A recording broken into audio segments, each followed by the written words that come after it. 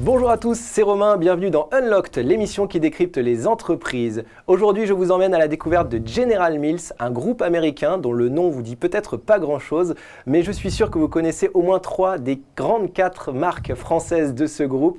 Si je vous dis Géant Vert, Old El Paso, ou encore Häagen-Dazs, voilà, vous voyez que vous connaissiez ce groupe. Alors on va en parler dans ce Unlocked. On va notamment parler de leur campagne d'alternance qui débute maintenant et on va parler évidemment de leurs valeurs qui découlent de l'origine américaine de ce groupe qui est également très implanté localement en France. On en parle avec mes deux invités du jour qui sont Alan. Bonjour Alan. Bonjour Romain.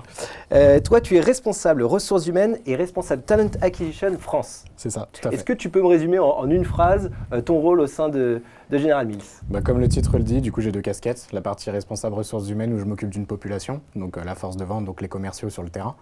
Et l'autre partie, responsable recrutement, où cette fois je m'occupe plus donc de coordonner et de recruter les positions qui sont en France, que ce soit pour General Mills France ou des fois en accord avec les équipes internationales qui ont des équipes, des positions en France. Voilà. Très clair.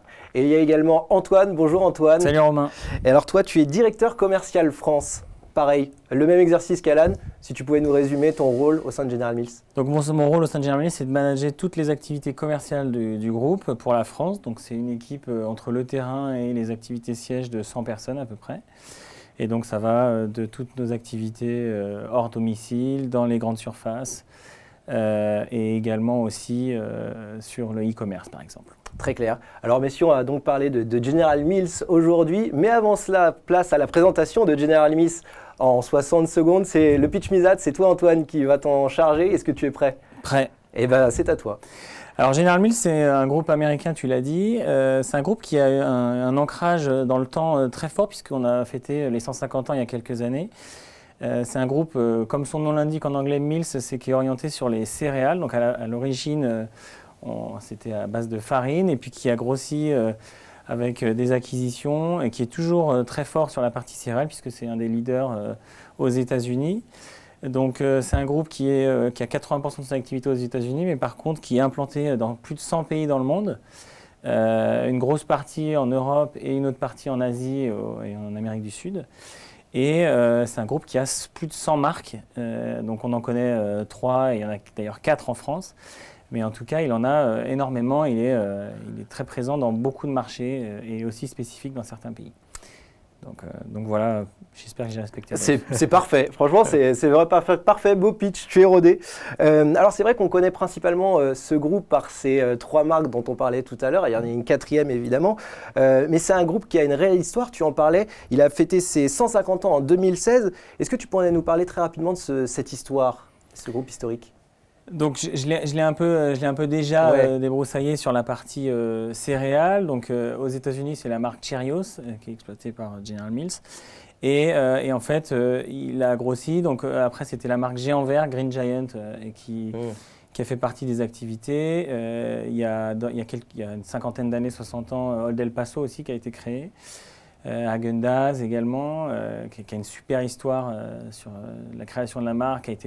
C'était un petit producteur de glace à New York, un émigré et polonais qui a créé sa marque et qui est devenu une success story. Et puis d'autres marques comme Nature Valley, qui est aussi notre dernière venue en France et qui explose aussi sur le marché français. Alors on parle d'un groupe d'envergure mondiale, mais qui est très implanté localement en France. Est-ce que tu peux nous en dire un petit peu plus ? Oui, alors comme j'aime à le dire, c'est l'entreprise américaine la plus française, puisque on a un ancrage local très fort. On a donc le siège qui est à Boulogne, mais surtout deux usines du groupe qui sont en France. Donc il y en a une première qui est l'usine mondiale pour Häagen-Dazs, donc qui produit les crèmes glacées premium pour 80 pays. Donc ça, c'est une fierté nationale aussi. Et il y a la plus grande conserverie de maïs doux pour Géant Vert qui se trouve à Labattu dans le sud-ouest et qui emploie plus de 250 personnes aussi. Donc au total, General Mills France, c'est plus de 1000 personnes. D'accord. Et la dernière nouveauté, c'est que le centre R&D monde pour les crèmes glacées va être installé ou est en train de s'installer à Arras aussi, donc proche de l'usine. Donc Cocorico, Parfait. on grossit l'empreinte locale. Et je l'ai dit, la plus française des entreprises américaines. Mais quand c'est pas français, Old El Paso, c'est produit en Espagne, donc c'est vraiment juste de l'autre côté de la frontière. Très court, effectivement. Et qu'est-ce que ça apporte d'être aussi impliqué localement, Alan?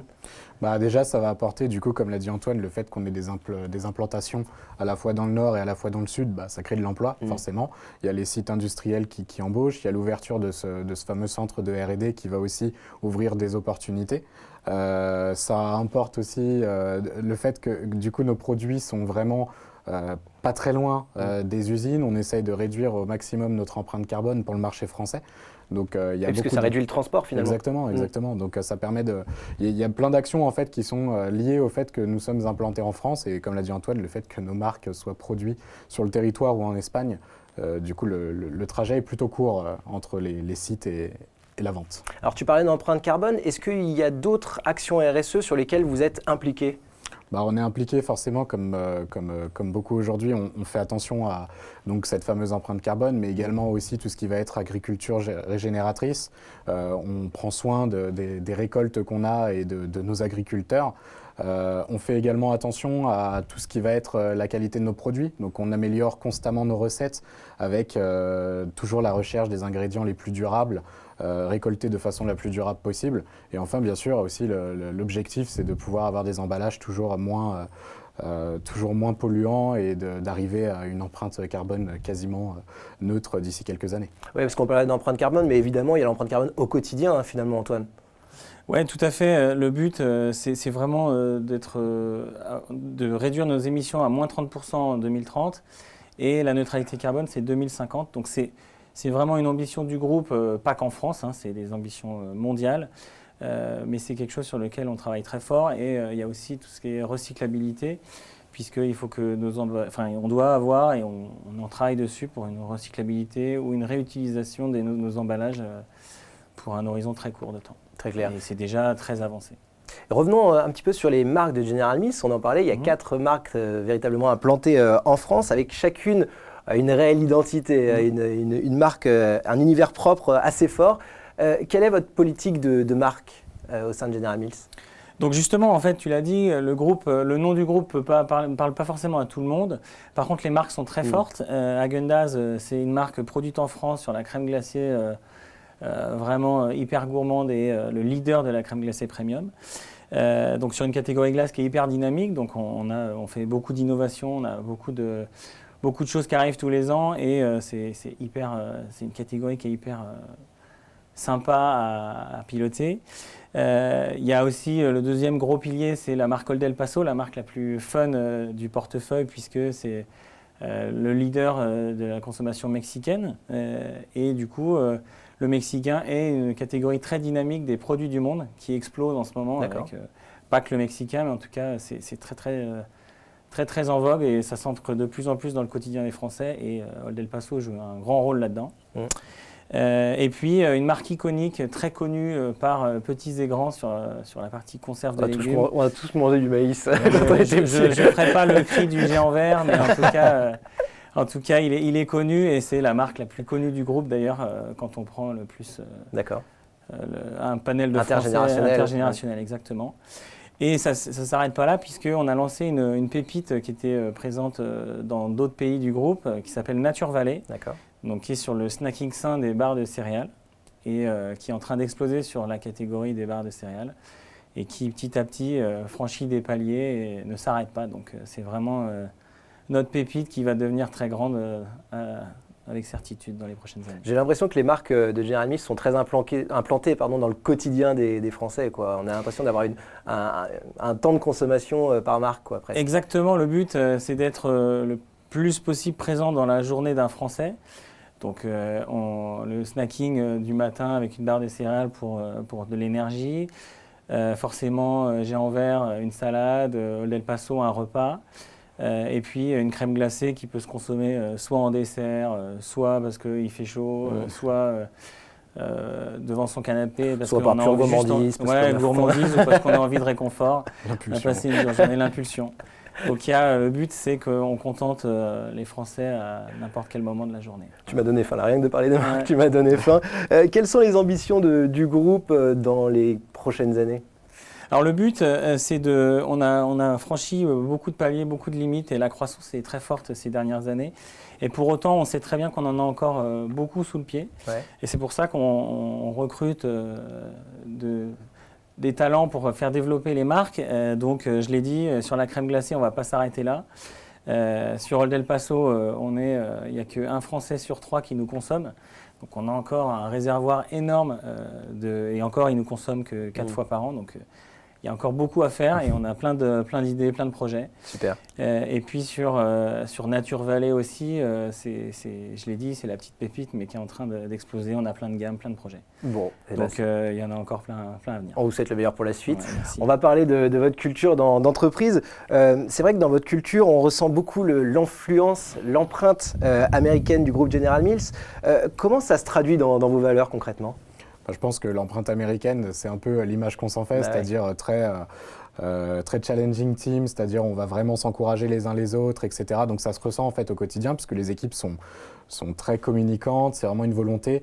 Les managers font confiance à tout le monde, on fait confiance aux jeunes aussi, il n'y a pas d'âge pour atteindre certains postes, il n'y a pas d'ancrage en fait, donc il n'y a pas de règles, tout simplement. C'est à partir du moment où la personne est compétente, à la volonté, on lui fait confiance, l'audace paye. Et c'est une de nos devises d'ailleurs, il faut savoir prendre des risques des fois. Et du coup, on apprend toujours de ces risques. Et en ça, on se retrouve bien dans un groupe américain pour ce côté fonce et prends confiance en toi et vas-y, quoi. On parle d'agilité presque en fait. C'est finalement. exactement ça. C'est un côté très agile dans Tout à cette fait. culture d'entreprise. Et l'esprit d'équipe est très fort et il y a une réelle place donnée à la jeunesse. On y reviendra Tout à fait. peut-être un petit peu tout à l'heure. Et on parle aussi d'entreprise apprenante. Parce que comme tu le disais, il y a une culture presque du test and learn en fait finalement. C'est ça, en fait. Du coup, quand on dit entreprise apprenant, je sais que c'est beaucoup utilisé, mais aujourd'hui, quand on dit ça, c'est qu'en fait, chaque collaborateur a son importance. Tout le monde peut nous apporter quelque chose, en fait. Et que ce soit un stagiaire, que ce soit un alternant ou un collaborateur qui est là depuis quelques années, en fait, on prend toujours les regards plus ou moins neufs pour pouvoir nous permettre de grandir et de toujours construire. Et on est toujours ouvert aux autres idées. Donc, c'est vraiment ça l'idée de Learning Company et d'entreprise apprenante, quoi. Très intéressant. Alors, comment on retrouve aussi ce côté américain du groupe et comment ça se traduit dans le travail au quotidien de chaque salarié?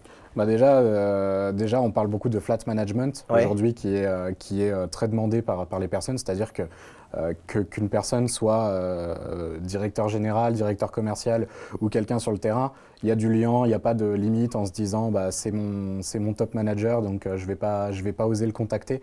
Ça existe quasiment pas. Ensuite, culture américaine, ça peut se traduire aussi typiquement dans les réunions. Très souvent, quand on a des réunions avec les Américains ou les Anglais, ça commence souvent par des icebreakers. Donc, vraiment, histoire de se mettre dans de bonnes dispositions pour travailler. Donc, ça se reflète en fait au quotidien. Il y a des moments de travail, on est efficace, on veut performer, mais à côté de ça, il faut qu'on sache aussi avoir une partie de fun dans notre travail, quoi. Pareil aussi, un petit peu comme aux États-Unis, il y a du travail un peu flex work, comme ils appellent ça. C'est-à-dire qu'on peut adapter son temps de travail comme on le souhaite. Exactement, en fait, il n'y a pas trop de... Enfin, il y a des règles, il y a des accords télétravail comme partout en France, hein, mais c'est vrai qu'il n'y a pas de règles vis-à-vis de ça. À partir du moment où le résultat est là et le travail, entre guillemets, est fait, il n'y a pas de règles. Donc, c'est-à-dire que chaque personne est juge, en fait, de sa propre efficacité. Et, donc, le travail est fait. Exactement, et Ouais. ça se fait plutôt bien, d'ailleurs. Donc, pour ça, c'est plutôt top, ouais. Et télétravail aussi, pareil? Télétravail aussi, ouais. Du coup, actuellement, on est sur une base de 10 jours par mois, qui sera peut-être amené à évoluer, puisque hors Covid, hein. Covid. C'était vraiment Hors Covid, antérieur au Covid. Ouais, hein. c'est C'était ça, vraiment tout à fait. dans la culture d'entreprise avant le Covid. Parce que Bien c'est vrai sûr. que le télétravail s'est véritablement démocratisé avec le Covid, mais c'était avant ce Covid. Exactement, ouais. Et puis le Covid nous a fait peut-être accélérer un peu les choses en se repensant, en pensant à d'autres choses. Il y a des projets qui vont être mis en place pour réfléchir encore à cette idée de télétravail, de flexwork justement. Mais on est plutôt innovant sur cette partie-là. Et oui, effectivement, on n'a pas attendu le Covid pour se mettre à cette partie-là. Et donc du coup, c'est plutôt bien. Ouais. Et Alan le disait, sur la partie Covid, ça nous a permis aussi, parce qu'à un moment, on a tous travaillé de chez nous. Et on a été très prudents, parce que la santé de nos salariés, c'est vraiment un point de focus, un point d'importance très fort. Et du coup, on s'est rendu compte que l'entreprise marchait aussi bien quand on était tous chez nous. Donc, par contre, on est quand même content de se voir et content de partager des moments. Donc, on trouve le bon équilibre, mais on s'est rendu compte qu'on pouvait peut-être encore aller plus loin et réfléchir différemment. Donc, il y a encore plein de projets sur la partie équilibre vie pro, vie perso et temps de travail à la maison et au bureau. Ouais, et puis en fait, on a l'impression aussi que les échanges sont un peu moins formalisés et finalement, ça apporte un peu plus de rapidité dans les échanges et puis dans la prise de décision peut-être. C'est exactement ça. En fait, le but, c'est que ça aille vite et c'est qu'il n'y ait pas de barrière hiérarchique. En tout cas, forcément, il y a une manière de travailler parce qu'il faut un minimum de cadre. Mais le point, c'est qu'on soit tous accessibles. Il y a des questions, on y répond très vite. Et puis, ça permet il y a des idées, on les regarde et on les lance dès que c'est possible. Et le but, c'est qu'on est une entreprise qui est une taille moyenne, donc on est quand même assez nombreux. Par contre, on se veut comme une famille, en fait. Et du coup, quelqu'un a une idée, on y répond, on lance le projet, on teste, on regarde et on lance le truc. Très intéressant. Et tu disais tout à l'heure, Alan, General Mills, c'est un groupe qui n'a pas peur de faire confiance à la jeunesse. Et ça crée des belles histoires, des belles carrières. Justement, Antoine, on va parler de ta carrière, de ton histoire avec General Mills, puisque tu es là depuis 12 ans. Tu es arrivé juste après les études. Finalement, je crois que tu es arrivé après un stage, c'est ça? Oui, exactement. En stage, et tu as gravi les échelons jusqu'à être à ton poste actuel. Est-ce que tu peux nous parler de cette histoire? Oui, tout à fait. Donc moi, je suis arrivé chez General Mills en 2010. Donc c'était mon stage de fin d'études, après mon Master 2. Et puis, j'ai voulu faire un stage de force de vente, donc j'étais en Bretagne, sur mon secteur de Bretagne. Et puis, ça s'est bien passé, on m'a proposé un secteur permanent à Tours. Et puis, après, moi, j'ai voulu aller à Paris, donc j'ai été faire aussi du terrain sur Paris. Et puis, ça s'est toujours bien passé, donc je suis rejoint la cellule des clients nationaux en 2013. Et puis, j'ai fait pas mal de jobs au sein des clients centrales. Et puis, je me suis occupé à partir de 2016 du revenu management, donc sur plusieurs catégories, sur la glace, sur l'El Paso par exemple. Et puis je suis retourné voir les clients en 2018 en tant que directeur de clientèle. Donc là c'était manager, avant j'avais une équipe de 4 personnes et là j'ai pris une équipe un peu plus grosse de 8 personnes. Et puis depuis le 1er décembre, j'ai pris la direction commerciale de General Mills France. Une belle histoire en tout cas. Ouais, super. Et c'est vraiment une volonté du groupe de créer des histoires. On en reviendra peut-être tout à l'heure avec cette campagne d'alternance qui débute, mais c'est vraiment une volonté du groupe de créer, de s'impliquer dès l'arrivée des nouveaux dans le groupe. Et justement, on va parler de la campagne d'alternance qui commence maintenant, hein, c'est en cours. Avant de revenir sur cette campagne d'alternance, est-ce que tu pourrais nous parler plus globalement de l'alternance et presque aussi des stages au sein de General Mills? Ouais, comme on disait un peu avant, on fait confiance. Peu importe que la personne soit alternant stagiaire, donc il a des responsabilités, c'est un collaborateur à part entière en fait. Il fait partie des équipes, c'est pas quelqu'un qu'on prend en plus, c'est vraiment un besoin qu'on a. Donc du coup, je pense que les alternants sont plutôt contents de faire partie du coup des équipes parce qu'ils sont vraiment très responsabilisés. Et globalement, stage ou alternance, c'est une belle opportunité pour ensuite progresser, hein, comme Antoine l'a fait. Donc du coup, je trouve que c'est plutôt bien d'être responsabilisé à ce niveau quand on sort d'études ou quand on est encore en études, quoi. Oui, ils ont des vrais postes. Hein. Des vrais postes. C'est des vrais postes avec Bien des sûr. vraies responsabilités. Et ce qui est sympa aussi, c'est que il peut y avoir aussi une communauté d'alternants qui se crée au sein de General Mills. Tout à fait. Je sais que les alternants de cette année, typiquement, ont des groupes d'échange par message. Ils essayent de faire des événements entre eux. La volonté, c'est aussi de pouvoir justement créer une communauté, d'avoir en fait nous-mêmes notre propre vivier au final d'alternants et qui gardent une belle expérience.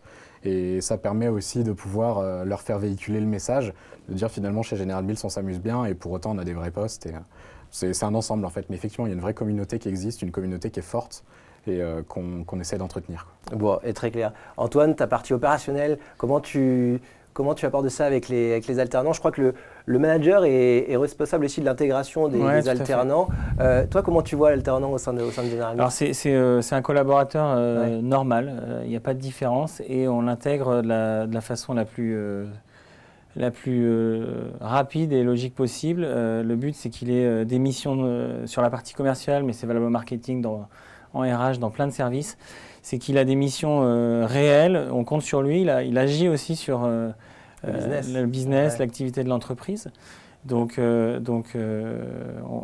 La mission est forte et pour autant le soutien est là puisqu'ils ont un manager qui leur est dédié du temps, ils sont accompagnés. Donc le but c'est d'agir sur l'entreprise mais prendre le temps d'apprendre quand même son métier, comprendre aussi son environnement, comprendre l'entreprise. Enfin, l'alternance ça sert aussi à ça. C'est on fait confiance à quelqu'un mais on lui apprend aussi à apprendre son métier et à performer dessus. Donc le but, c'est que tout le monde s'y retrouve et que surtout l'alternant passe une bonne période. Il y a un vrai suivi en fait de l'alternance, que ce soit du côté manager, du côté alternant. Il y a un suivi à mi-parcours entre guillemets d'alternance qui nous permet de voir comment ça se passe, corriger quelques situations s'il y a des situations problématiques. En général, ça se passe très bien, mais du coup, il y a un vrai suivi en fait qui fait que justement, comme le dit Antoine, on est très axé sur le côté opérationnel de l'alternant ou du stagiaire, mais à côté de ça, il y a un vrai suivi qui se fait. Et on les accompagne effectivement pour pas non plus leur mettre trop de pression entre guillemets sur les épaules sur un poste comme ça.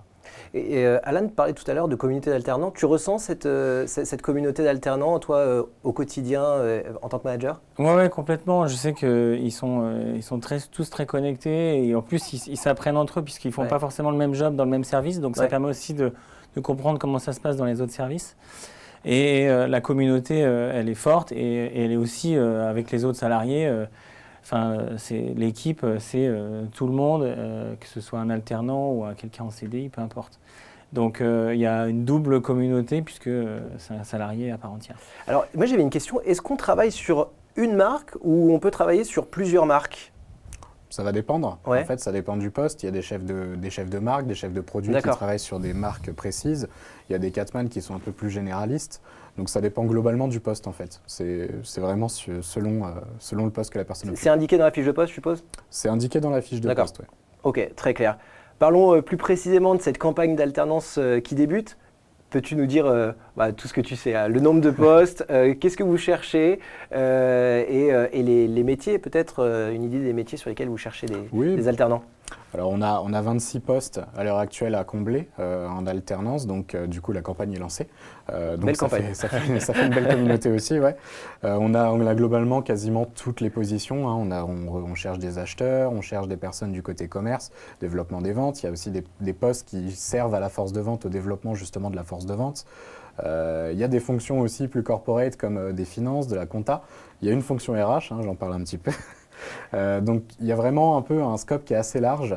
Marketing aussi. Marketing, beaucoup d'offres en marketing, effectivement. Et est-ce qu'il y a des postes aussi liés à l'usine, aussi peut-être en alternance, ou des postes liés vraiment à la fabrication, je ne sais pas, peut-être pâtisserie ou des choses comme ça, enfin des choses liées à la glace peut-être? Exactement, ouais. Du coup c'est vrai que comme on a Häagen-Dazs qui est fabriqué en France, on a un chef pâtissier qui est en France, qui travaille sur la conception des recettes Häagen-Dazs et qui effectivement recherche aussi un alternant. Donc du coup voilà, et puis avec le centre de R&D, ça ouvrira d'autres opportunités plus tard en alternance. Voilà, donc on a vraiment tous les scopes de métiers qui sont ouverts chez General Mills et du coup c'est plutôt génial. Bon, merci à vous en tout cas. Pour conclure cette émission, un petit tips pour les étudiants là, qui nous regardent et qui souhaiteraient postuler. Alan, un petit tips? De tout simplement pas venir les mains dans les poches, entre guillemets, vraiment se préparer un petit peu, mais sans pour autant être sous pression totale. C'est plutôt un échange et ça se passe en général plutôt bien. Très bien. Antoine? Alors moi je dirais qu'il faut être curieux. Le but c'est d'avoir pris des infos, poser des questions et puis aussi être soi-même. C'est important, on veut que les gens se sentent bien et soient eux-mêmes. Donc il faut que ça transpire dans le candidat qu'on reçoit. Et puis surtout, c'est que ça peut être aussi juste le début d'une longue aventure. Donc forcément, autant mettre toutes les chances de son côté et être bien au démarrage. Donc effectivement. Voilà. Merci beaucoup en tout cas Alan et Antoine de nous avoir parlé de General Mills. Très intéressant cette discussion. Merci à vous tous de nous avoir regardés. Et bien, si vous voulez démarrer une belle histoire comme celle d'Alan et celle d'Antoine, eh bien rendez-vous sur le site carrière de General Mills, ou même mieux sur Job Teaser pour aller voir tous les postes d'alternance. Je crois qu'ils vont être tous sur Job Teaser. Ils y sont, parfait. Merci en tout cas de nous avoir regardés. J'espère que vous avez toutes les infos pour pouvoir postuler chez General Mills. En tout cas, on se dit rendez-vous à très bientôt pour un nouveau numéro d'Unlocked, évidemment sur Job Teaser. Bye bye.